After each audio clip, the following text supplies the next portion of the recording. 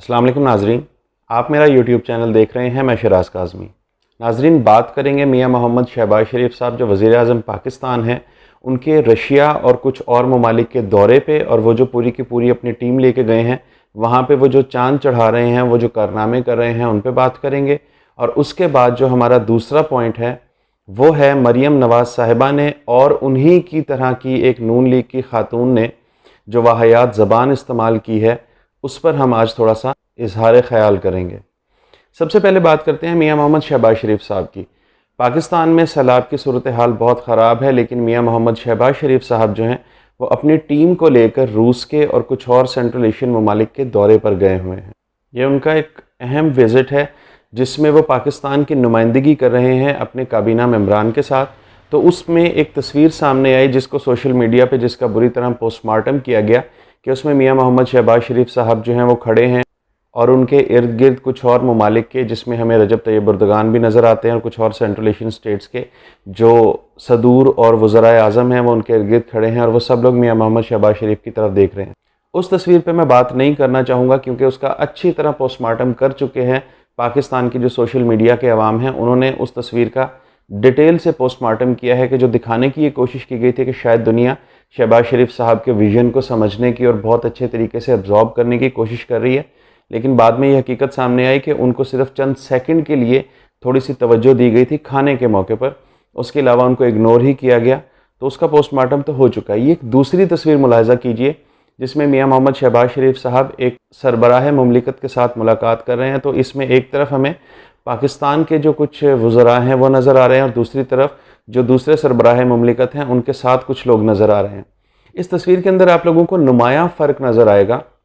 कि पाकिस्तान के जो वज़रा हज़रात हैं वो किस तरह बैठे हैं, उनकी जो बॉडी लैंग्वेज है वो किस तरह है, और जब उसके मुकाबले में जो उनके सामने दूसरे कंट्री के, दूसरे मुल्क के जो लोग बैठे हैं उनकी बॉडी लैंग्वेज किस तरह है। हम देख सकते हैं कि जो दूसरे कंट्री के लोग बैठे हैं वो सारे के सारे पॉइंट्स बना रहे हैं, अपने अपने नोट्स ले रहे हैं इस मीटिंग के, वो इन्फॉर्मेशन ले रहे हैं और हर एक बात को वो नोट डाउन कर रहे हैं। हो सकता है कि इसकी सारी मुलाकात के अंदर दोनों कंट्रीज़ के दरमियान कुछ इंपॉर्टेंट बातों पे तबादला ख्याल हुआ हो, तो उसके के सारे नोट्स जो दूसरे मुल्क की टीम है वो सारी के सारे नोट्स उसके नोट डाउन कर रहे हैं अपने पास, ताकि इसको बाद में भी समझा जा सके और तफसील से इसको एनालाइज किया जा सके।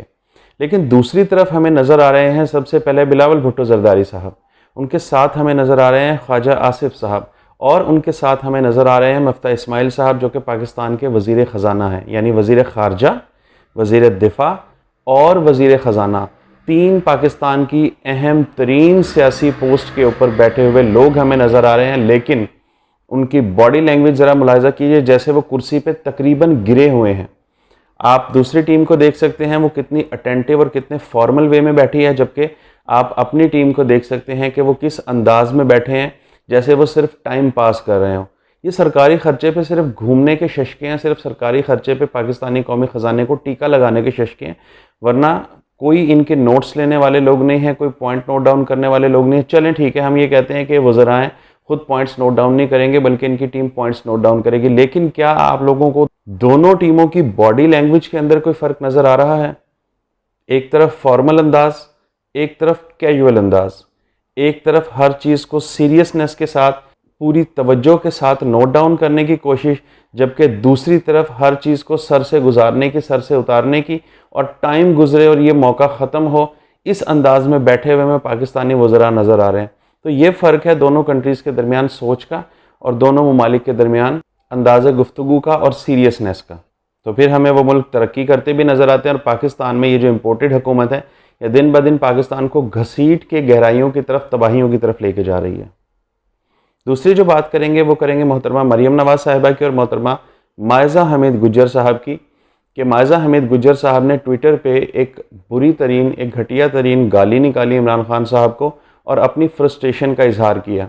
उनके हवाले से पहले भी इस तरह की बातें सामने आती रही हैं कि शायद वो शाम के बाद कुछ अपने होशो हवास में नहीं होती, खांसी वगैरह का उन्होंने शायद सिरप पिया होता है, तो जिसकी वजह से वो थोड़ी सी नींद में होती हैं, तो उनको पता नहीं चलता कि वो क्या बोल रही हैं और किस अंदाज में बोल रही हैं। तो इस तरह की बातें उनके बारे में मुबैना तौर पर सामने आती रही हैं।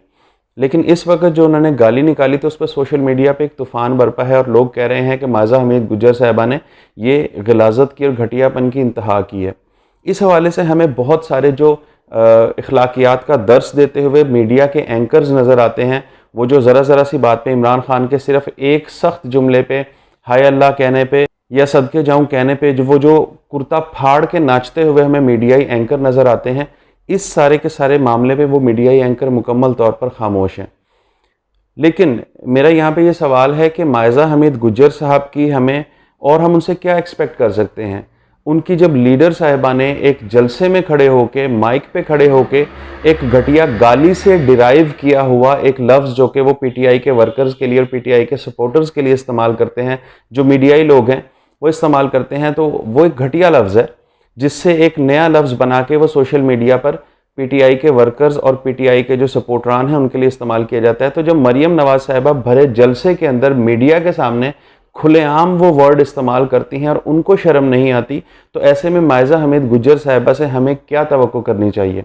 वो शायद इससे भी बढ़ के कोई लफ्ज़ इस्तेमाल कर देती हैं, उनसे इस बात की कोई बईद नहीं है, क्योंकि लीडर से आगे जब तक आप लोग नहीं निकलेंगे आवाम को गाली निकालने में और अपने सियासी मुखालफिन को गाली निकालने में, आपकी कोई जगह नहीं होगी पार्टी के अंदर। तो इसलिए तलाल चौधरी को देख लें आप, उनकी ज़ुबान को देखें, इसके अलावा निहाल हाशमी की ज़ुबान को आप देख लें, आबिद शेर अली साहब की ज़ुबान को आप देखें, तो ख़वातीन भी अब अपनी जगह को पक्की करने की कोशिशों में इस किस्म के हथकंडे इस्तेमाल कर रही हैं, इस किस्म की लैंग्वेज इस्तेमाल कर रही हैं ताकि वो अपनी जगह पक्की कर सकें। और अगर मुस्तकबिल में कभी मुस्लिम लीग नून का दोबारा वक्त आता है तो ऐसे में वो भरपूर फ़ायदा उठा सकें, तो इसलिए इस किस्म की ज़ुबान इस्तेमाल की जा रही है। अब तक के लिए इतना ही। अगर आपको ये वीडियो पसंद आई है तो वीडियो को लाइक कीजिए, चैनल को सब्सक्राइब कीजिए और बेल आइकन को भी प्रेस कीजिए। वीडियो और चैनल दोनों को अपने दोस्तों के साथ शेयर करना हरगिज़ ना भूलिएगा। मिलते हैं आपसे इंशाल्लाह अगले व्लॉग में।